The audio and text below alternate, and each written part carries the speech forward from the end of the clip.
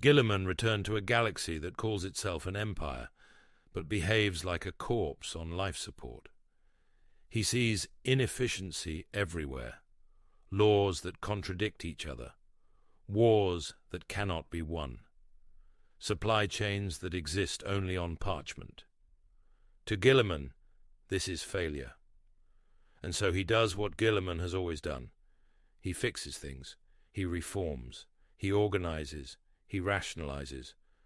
But the mistake is not that the Imperium is broken. The mistake is assuming it was ever meant to be whole. The Emperor did not design the Imperium to be stable, humane, or efficient. He designed it to endure long enough to serve a specific purpose, and that purpose was never peace. It was survival through pressure. Look at the Emperor's actions, not the myths built around him. He unified terror through conquest, not consensus. He tolerated tyranny, so long as it produced results. He erased entire cultures when they interfered with his long-term goals. This was not the behavior of a ruler building a golden age. It was the behavior of an engineer constructing a system meant to operate under extreme stress. The Imperium is not failing because it is cruel. It survives because it is cruel. Cruelty produces obedience. Obedience produces scale. Scale produces momentum. And momentum is the only thing that keeps humanity from collapsing into the warp. Guilliman does not understand this, because Guilliman was never meant to. The Primarchs were tools, but not identical ones. Some were weapons, some were symbols, some were administrators. Guilliman was built to optimize an empire, not to question whether the empire itself should exist in that form. And that distinction matters, because optimization assumes the system is fundamentally sound. The Emperor never optimized the Imperium. He overclocked it. The endless war, the endless bureaucracy, the endless sacrifice. These are not bugs. They are load-bearing features. The Imperium generates belief at an industrial scale, not quiet belief, obsessive belief, fear-driven belief. Belief reinforced by ritual, suffering, and myth. This belief bleeds into the warp and creates a kind of brutal equilibrium. It does not weaken chaos. It contains it by keeping it predictable. Guilliman's reforms disrupt that equilibrium. By reducing waste, he reduces desperation. By clarifying law, he reduces fear. By improving logistics, he reduces martyrdom. These are moral victories, but morally healthier societies do not generate the same psychic pressure, and the warp responds to pressure changes violently. This is why Guilliman feels resistance everywhere. The ecclesiarchy senses threat, not because Guilliman is wrong, but because he undermines the mechanism that sustains their god. The Inquisition fractures because clarity is poison to an institution built on ambiguity. The Adeptus Terra stalls because efficiency would expose how unnecessary most of it truly is. Guilliman believes these are obstacles to overcome. They are not. They are immune responses. And here is the uncomfortable question that divides the fandom, the law scholars, and probably you watching this right now. If the Imperium becomes rational, does it survive the warp at all? If you think Guilliman is right, then 10,000 years of faith, sacrifice, and suffering were built on a lie.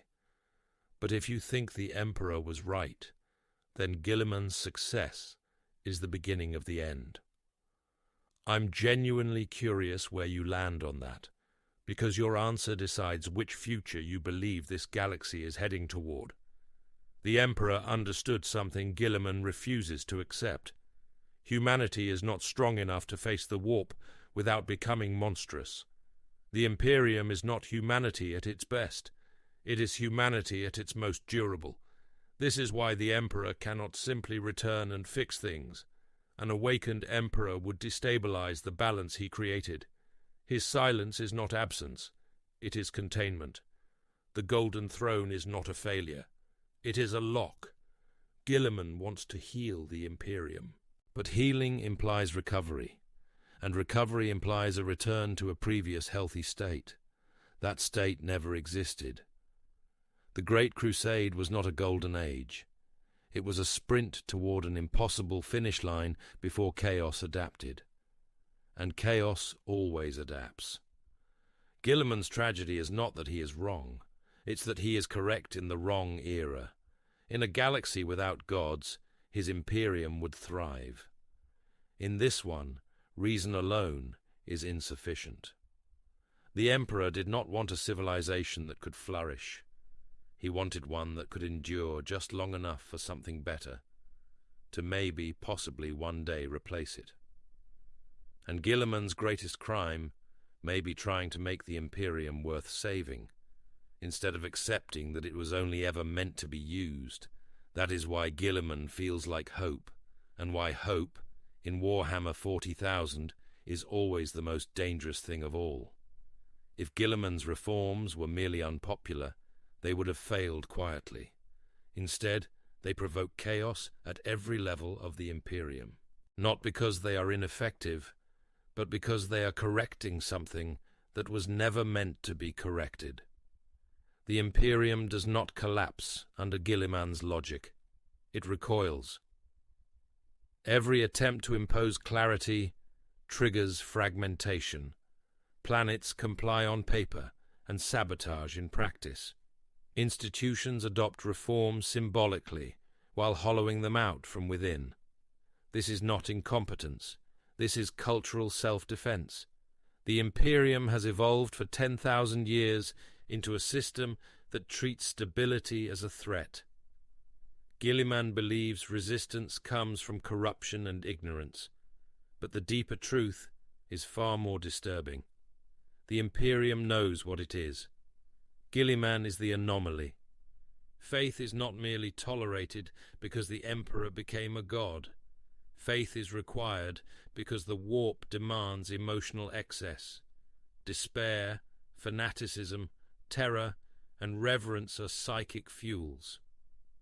The Imperium provides them in quantities no rational civilization ever could. And so long as humanity feeds the warp in this controlled, agonized manner, chaos remains vast but unfocused. Guilliman's order threatens to give chaos something worse than excess. It threatens to give it coherence. A rational Imperium would unify belief. A unified belief would crystallize the warp. A crystallized warp would not birth wild gods. It would birth purpose. And purpose is how chaos wins permanently. This is the trap Guilliman walks toward unknowingly. The Emperor understood that chaos does not need to be defeated. It needs to be kept unstable. Endless war prevents unity. Endless bureaucracy prevents clarity. Endless suffering prevents transcendence. The Imperium is a noise machine, drowning out the warp's ability to settle into something final. This is why the Emperor allowed contradictions to remain. This is why no single institution truly rules. This is why power overlaps endlessly. It is not inefficiency. It is insulation. Guilliman threatens that insulation. And the galaxy responds accordingly. The warp grows more violent around reform. The cicatrix maledictum does not care about better logistics. Demons do not fear cleaner command structures. They fear direction. And Guilliman brings direction everywhere he goes. This is why Guilliman's story is not one of heroic restoration. It is one of accelerating convergence. Every world he stabilizes becomes a clearer signal. Every supply line he secures becomes a stronger artery. Every law he clarifies removes a layer of psychic static that once blurred humanity's presence in the warp. The Emperor scattered humanity on purpose, not physically, but spiritually, and Guilliman is gathering it back together. The final irony is this: Guilliman believes he is honoring his father, but the Emperor never wanted a son to finish his work. He wanted humanity to outlive it. The Imperium was never meant to reach a destination. It was meant to delay one. Guilliman's victory condition is peace. The Emperor's victory condition was time. And time, in Warhammer 40,000, is always borrowed from something that wants it back. Guilliman may yet succeed. He may stabilize the Imperium. He may even usher in a brighter age. But if that happens, it will not be the defeat of chaos.